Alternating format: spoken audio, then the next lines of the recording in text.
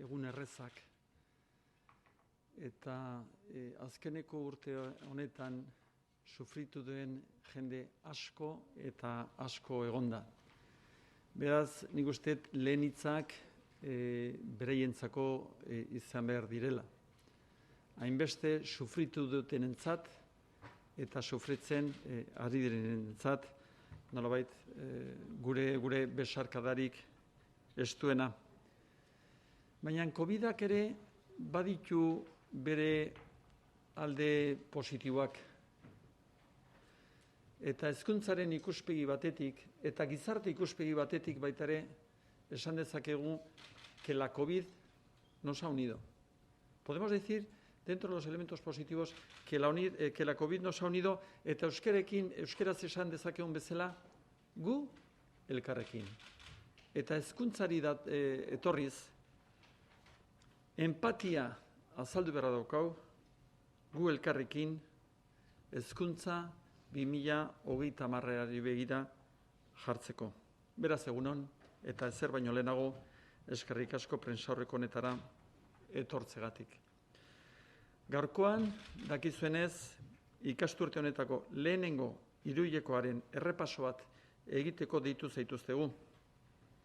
Hilabete gogorrak izan dira, baina nik usteet emaitza orokorra pozik egoteko modukoa izan dela. Eta honetaz hitz egiteko hemen nirekin Begoña Pedrosa, hezkuntza sailburu ordea ere badago. Eta bera dago, baina ez geha gubio bakarrik. Eta lortzen ari bagara pandemiari aurre egitea, da benetan talde zoragarri bat daukaulako. Baina ez gure sailean gaudenak, ez ikastetxe, zentroz, zentro, osatzen dugun, hezkuntza komunitate osoari esker, aurreateatzen aigea proiektu hau. Balantzea eikerakoan lehen hitzak zorionak emateko. Prentsaurreko hau hasi nahi nuke beraz, gure eskola komunitate osoari zorionak emanez. Honelako egoera konplexu batean, guztion artean, lortu degulako hezkuntzak aurrera egitea. Uste dut, garrantzitsua dela, 3 hilabete hauek balioan jartzea. Gogoratu beharrekoa da, uda amaieran oso ikasturte zaila aurreikusten genuela, eta persona askok ikasturte kaotiko ere iragartzen zutela. Baina guztion artean lortu dugu halakorik ez gertatzea. Hasiera mailakatua, o inicio eskalonado, eukiken duen hasiera mailakatu bat, ze gogoan izango dezu ikasturteko lehen hiruhileko honi errepaso azkar bat eginez, ikus dezakegu hasiera mailakatua izan zela, lehenik gaztenak hasi ziren, eta handik egun batzuetara goragoko mailetako ikasleak.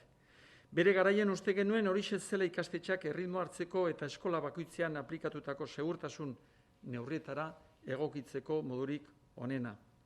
En esta situación tan complicada, hemos conseguido que entre todas y todos la educación salga para adelante. Creo que es importante poner en valor estos 3 meses.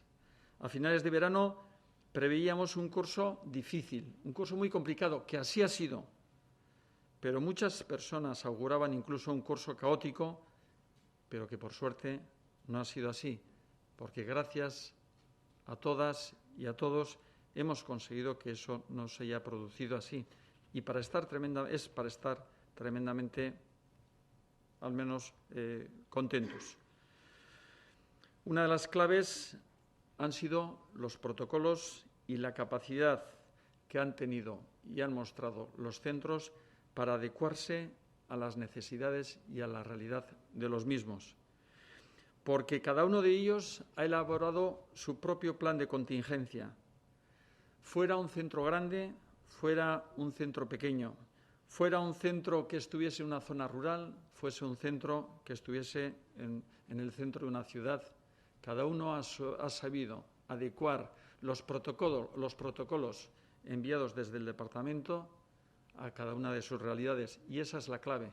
El centro de educación la comunidad educativa de cada centro es la clave, porque saben precisamente adecuar a las necesidades que el propio alumnado tiene en ese propio centro. Baita ere, hezkuntza sailaren parte hartzea oso importante izan da, eta zentzu horretan gobernu osoari eskerrak eman nahi dizkiot.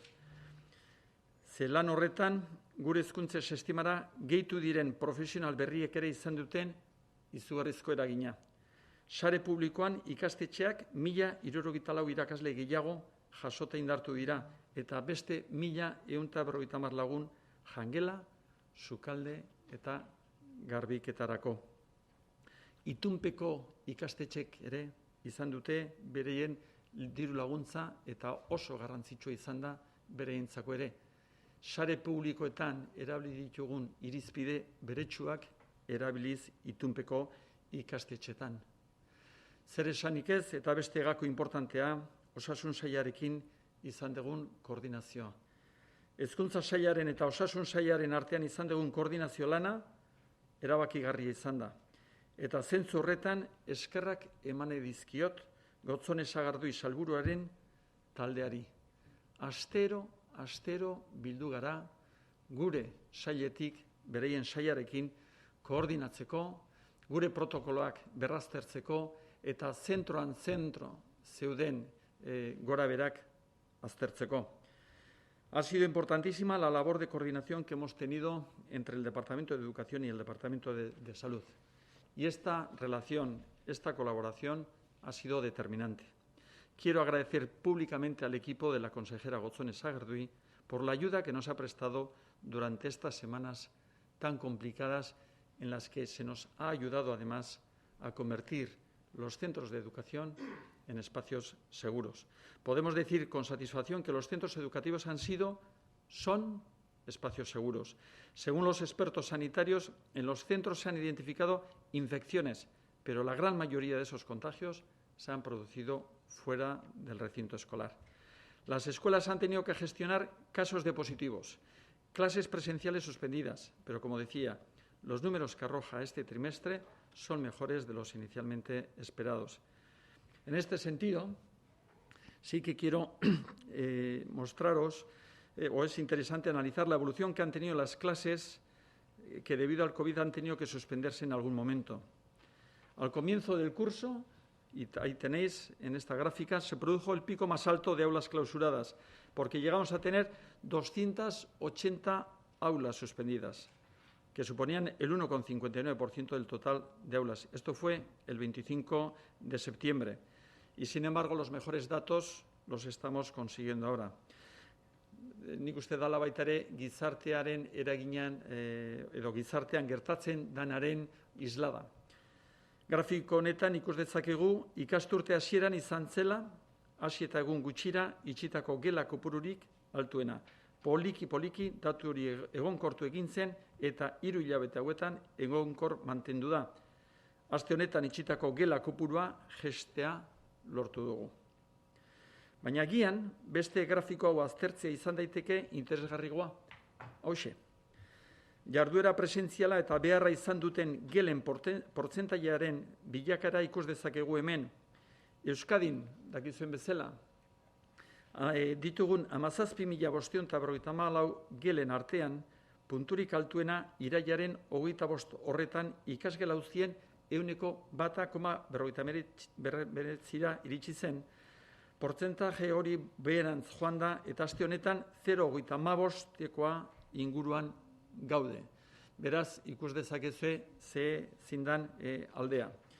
Vemos que el pico más alto que alcanzó el 1,59% del total de aulas, hemos pasado en estos días al entorno del 0,35% esta misma semana. Y esta misma situación también se produce en el sistema universitario vasco, que es una gráfica muy semejante a esta que estamos viendo aquí a nuestras espaldas. En el siguiente gráfico vemos la evolución de las aulas afectadas junto al número de centros educativos que se han visto afectados en cada momento con al menos un aula suspendida. En resumen, estos gráficos nos enseñan que nuestro sistema educativo ha aguantado bien esta difícil situación. Siempre suelo señalar que una única aula clausurada ya es demasiado. Solo con una ya es demasiado. Pero los números nos señalan que el curso ha avanzado con una cierta normalidad dentro de las dificultades del momento, porque nuestro objetivo principal, recordad, que era el de la presencialidad, entendiendo que la presencialidad dota de estabilidad, dota de certidumbre a la sociedad, a la hora de vivir la conciliación de las familias, de vivir, como digo, una serie de situaciones mucho más estables, mucho más tranquilas, sabiendo que nuestros hijos, que nuestras hijas están en los centros escolares. Momentu honetan, tokatzen zait baita ere balantzearekin batera eskerrak ematea. Porque estas son las cifras y la trayectoria que hemos tenido desde este inicio de curso. Pero detrás de estos números está el tremendo trabajo y el compromiso de miles de personas. Y no me voy a cansar de repetirlo. Creo que como sociedad en la que nos hemos implicado mucho, la sociedad se ha implicado mucho poniendo recursos en manos de los centros, en manos del departamento.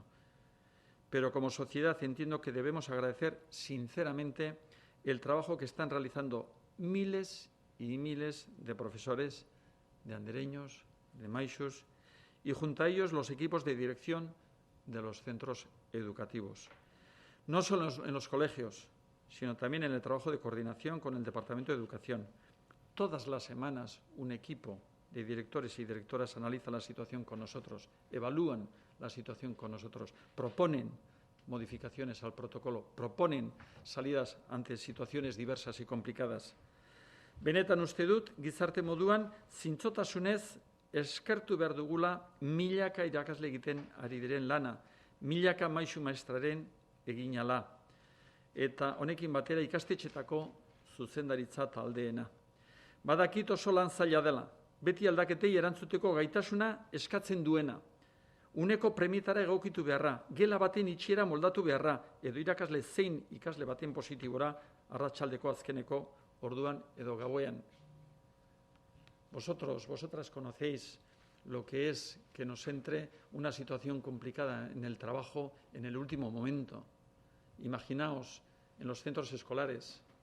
Nosotros hemos vivido la situación de una directora en la que estando su hijo en el quirófano por una apendicitis estaba teniendo que gestionar los positivos de su colegio. Y esas son las tensiones de situación que se producen todos los días en diferentes centros de diferentes maneras.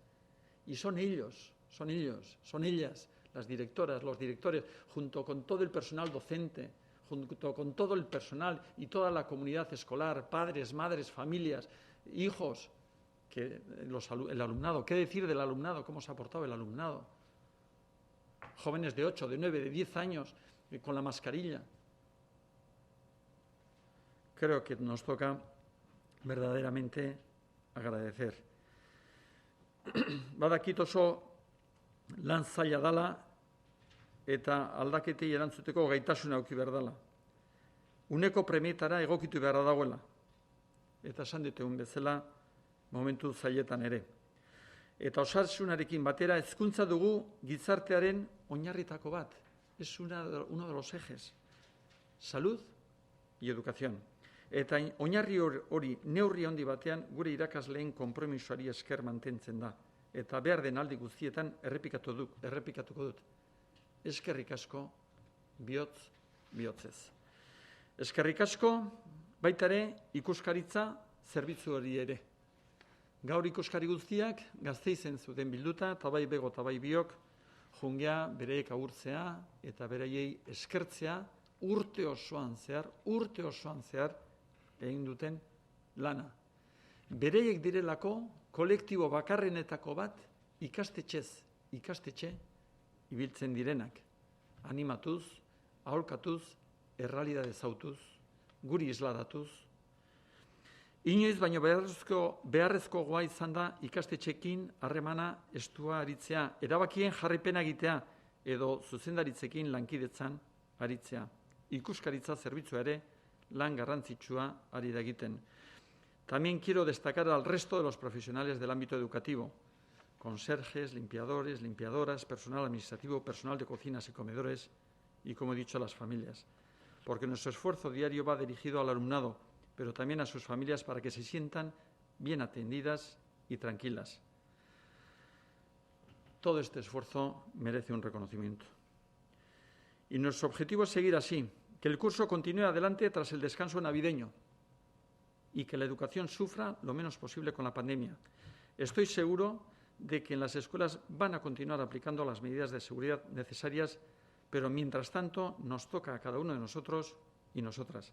Y en ese sentido, desde el Departamento de Educación hemos querido contribuir a recordar a nuestro alumnado qué importante es el compromiso individual, el compromiso de cada una de nosotras y de nosotros más allá de la vida del centro, sobre todo cuando se encuentran fuera del aula.